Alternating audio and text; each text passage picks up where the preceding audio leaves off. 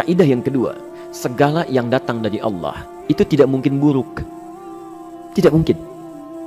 Kenapa kita diminta untuk taat dengan mutlak? Karena segala yang datang dari Allah pasti baik. Ya, pasti baik. Karena Allah menurunkan segala maslahat sesuai kebutuhan kita.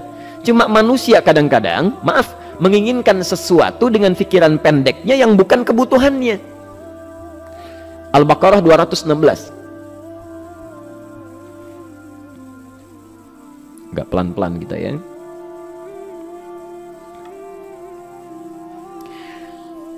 Bapak Ibu kalau diminta milih, pilih motor, pilih mobil.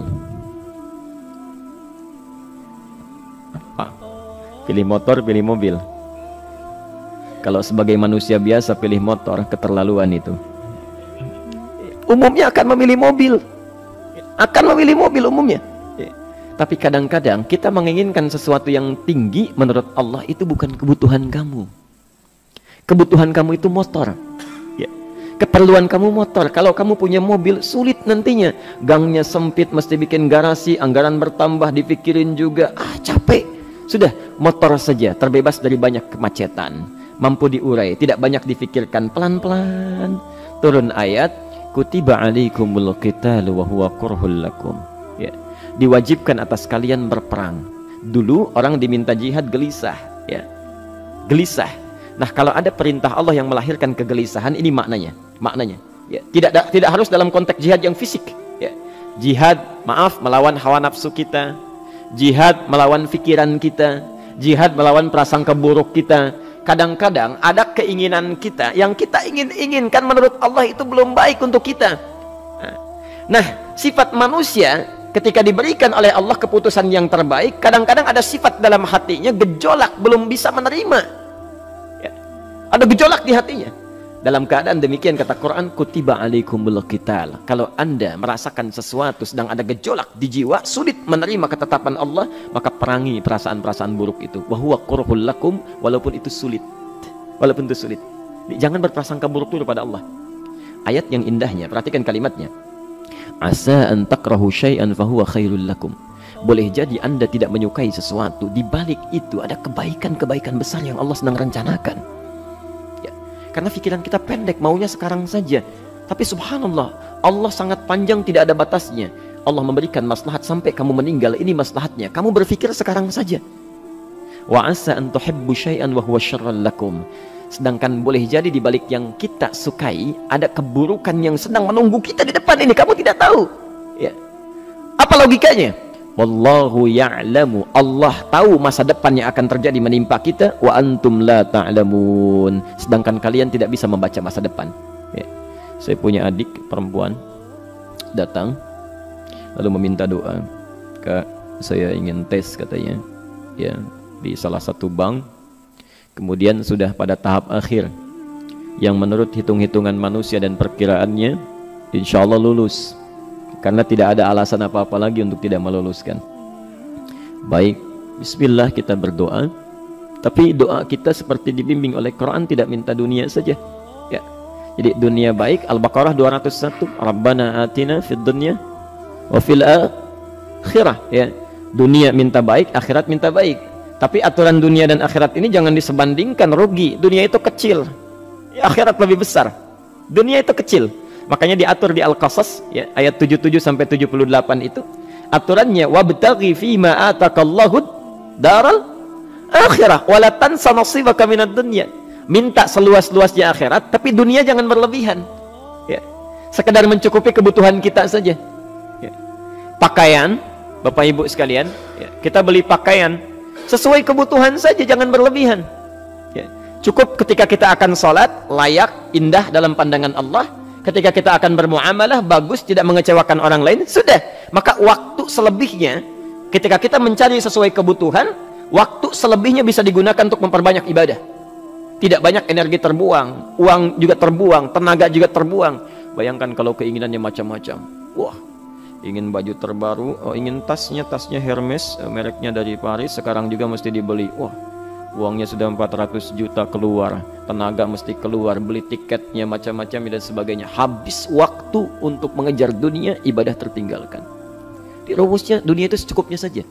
Nah, Yang paling menarik, kita doakan supaya Allah memberikan kebaikan dunia dan akhiratnya yang paling utama. Maka datanglah dengan lesu mengatakan, saya tidak lulus katanya. Kenapa? Saya bilang, saya tidak tahu, saya sudah berusaha. Tapi konon kabarnya, saingan saya adalah anak salah satu pejabat. Masya Allah. Saya bilang, kamu jangan bersedih. Kamu menginginkan sesuatu dengan pikiran pendek, Allah pasti memberikan yang terbaik yang tidak terlukiskan nanti. Subhanallah, pekan beberapa hari setelah itu muncul berita, ternyata dia diterima di bank syariah. Ya, dia menginginkan sesuatu yang diinginkan, Allah menginginkan lebih dari apa yang dia harapkan. Dikasih bank syariah, di situ terjaga, meningkat keagamaannya, terjaga hijabnya, segalanya, dan disitulah kemudian diarahkan untuk menemukan jodohnya. Masya Allah. Dia berpikir saat itu Allah merencanakan masa depannya. Ya, jadi apa yang Allah sudah rencanakan pasti baik, Pak, Bu. Jadi tadi dari salat subuh yang pertama kali ingin disampaikan adalah, coba dilihat sampai subuh ini, adakah aturan Allah dan Rasulnya yang sampai subuh ini pernah kita langgar, pernah kita ragukan? Barangkali itu yang membuat kehidupan kita sulit. Ya. Allah, Rasul membuat aturan, dan ada 4 tipikal orang, ya. 4 tipikal orang bila dihubungkan dengan aturan yang Allah dan Rasul sudah buat itu. 1, ada yang ikut aturan. Maka orang seperti ini, kata Quran, yuridullahu bikumul yusra wala yuridu bikumul usra. Al-Baqarah 185. Allah menginginkan kemudahan, tidak menghendaki kesulitan dalam hidupmu. Ya. Maka dibuat aturan, yang ikut aturan Allah pasti mudah hidupnya. Ya, pasti mudah hidupnya. Ya. Rizkinya mudah, hidupnya mudah, nyaman, enak. Ya. 1, ada yang ikut aturan. Yang kedua, ada yang keluar aturan. Ya. Ini pasti repot. Pasti repot. Di awal-awal seperti menyenangkan, ujung-ujungnya repot. Allah bilang, jujur, jangan berdusta. Kalau dusta celaka. Wailul lil mukadzibin. Celaka bagi para pendusta. Dia keluar aturan, dia berdusta. Awal-awal memang nikmat. Besok. Ya. Pak, ini amplop siapa ya? Ya. Maaf Pak, ini amplop memang ini khusus Pak, anggaran tertentu, tidak ada kaitan dengan proyek ini. Padahal ada kaitan dengan proyek, dia sisihkan untuk kepentingan pribadinya. Bohong. Saat itu merasakan enak dapat tambahan, besok-besok dikejar-kejar sama aparat kepolisian. Ya. Celaka. Wail, itu sudah keluar aturan pasti celaka. Ya. Subhanallah. Jadi ada orang kedua keluar aturan. Yang ketiga bikin aturan sendiri. Dikasih aturan, dia bikin aturan sendiri. Subhanallah. Kalau sakit dibuat ketentuan. Sakit pertama kalau biasa-biasa saja, ya subhanallah, ikhtiarnya pergi ke dokter. Seorang sahabat datang kepada Rasulullah, ya Rasulullah, saya sakit, tolong doakan saya. Kata Nabi, idzhab ila tabib, pergi ke dokter. Ini orang pintar sekali. Kata orang ini, ya Rasulullah, Anda kan Nabi Rasul, angkat tangan Anda, Allah kan maha menyembuhkan, nanti Allah sembuhkan saya. Cerdas ya? Tapi subhanallah, Nabi harus lebih cerdas, dapat bimbingan dari wahyu. Pergilah ke dokter, karena kesembuhan yang telah Allah tetapkan dititipkan di tangan para dokter. Masya Allah, pergi ke dokter. Ya. Ini rumus pertama. Nanti kalau dokter sudah pada hand up, ya, angkat tangan, tidak mampu menyembuhkan, itu tandanya Allah ingin langsung menyembuhkan tanpa turut campur makhluk yang ada. Maka kaidahnya akan berubah nanti, ya, dari kaidah biasa kepada kaidah Al-Anbiya ayat 83 sampai 84. Itu aturan yang menyembuhkan langsung dari Allah Subhanahu wa taala. Tapi kalau Anda sakit, perginya ke dokter. Ya. Cuma ada manusia bikin aturan sendiri. Sakit, pergi ke dukun. Ya. Dukun nggak bisa, pergi ke paranormal. Dirinya pun sudah nggak normal. Makanya disebut paranormal, karena nggak normal. Ya. Tapi didatangi juga gitu, bikin aturan sendiri. Karena itu jadi lebih sulit hidupnya. Ya. Doa, minta pada Allah, kan sederhana. Ya. Doa nggak bayar, nggak ada macam-macam, masya Allah, gampang sebetulnya.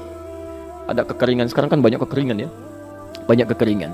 Dikasih rumus, subhanallah, dikasih rumus yang tidak perlu pakai biaya, meluangkan waktu, itu pun berpahala juga. Dunianya dapat, akhiratnya melimpah. Ya. Dikasihlah salat istisqa, masya Allah, tinggal minta, memohon kepada Allah. Salat, mengangkat tangan, mohon pada Allah, subhanallah. Manusia tidak bikin aturan sendiri. Digarami saja. Orang garamin sayur, dia garamin awan. Cari biaya miliaran, terbang pakai pesawat. Kalau Allah tidak berkehendak, ya sudah. Ya. Ayo silahkan, berapa biaya yang mau kamu kumpulkan, tenaga yang kamu kumpulkan, silahkan aja. Ya. Yang ini hujan, bikin kering lagi di sana. Sana hujan, bikin kering lagi di sana. Mau sampai kapan? Ya. Dikasih yang gratis, tinggal muncul. Cuma manusia bikin aturan sendiri, ya susah hidupnya. Itu yang ketiga. Yang keempat, ada orang nggak mau diatur. Allah bikin aturan, dia nggak mau diatur. Ya, Masya Allah. Ini yang luar biasa. Inilah yang fasik. Fasik itu keluar dari aturan, menyimpang, tidak mau diatur dia. Ya, tidak mau diatur. Karena itu Bapak Ibu sekalian, dari ayat yang pertama ini, ya, mari kita evaluasi sampai dengan hari ini subuh. Dari ayatnya memang sederhana, singkat, padat, cuma satu ayat. Tapi meminta kita untuk melihat, sudahkah sampai hari ini taat pada Allah dan Rasulnya? Yang kedua, ketaatan kita apakah selalu ragu atau sudah melahirkan keyakinan yang paripurna? Ya. Yang ketiga, pelajari aturan-aturan Allah terkait kehidupan kita. Aturan sholat, aturan muamalah, ya, aturan beraktivitas, aturan berumah tangga. Pelajari itu supaya mendapatkan kemudahan. Biasanya kesulitan didapatkan karena kita belum mengenal aturan Allah dan Rasulnya.